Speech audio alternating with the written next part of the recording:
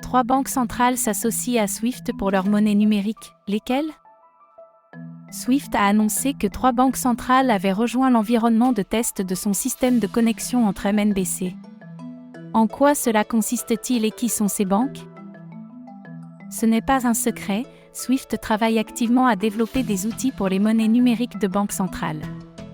Mercredi, la société derrière le célèbre réseau de paiement du même nom a dévoilé que 3 nouvelles banques centrales avaient rejoint son environnement de test visant à relier les solutions des différentes institutions financières. Alors que de nombreuses MNBC sont en plein développement, l'interopérabilité entre celles-ci est l'un des enjeux majeurs des acteurs concernés.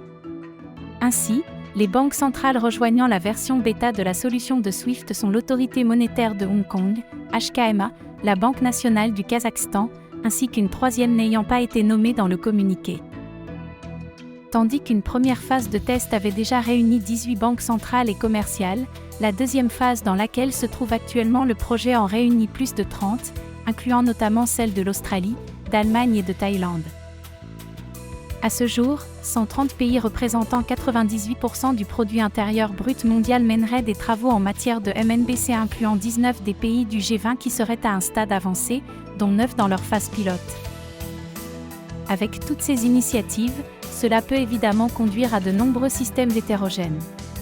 C'est pourquoi Tom Schack, directeur de l'innovation de SWIFT, a insisté sur le fait que l'interopérabilité était au cœur des priorités de l'entreprise.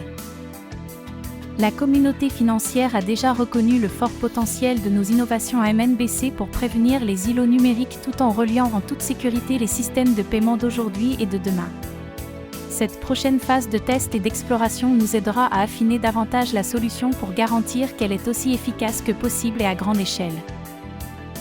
Commencée il y a 1 an et demi, la première phase expérimentale de SWIFT a cumulé 5000 transactions entre 2 blockchains et des systèmes de paiement. Malgré la variété des 10 systèmes, les participants ont noté que ce connecteur permettait des échanges transparents de MNBC.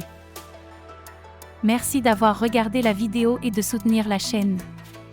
N'hésite pas à liker, commenter et t'abonner pour plus d'actu quotidienne.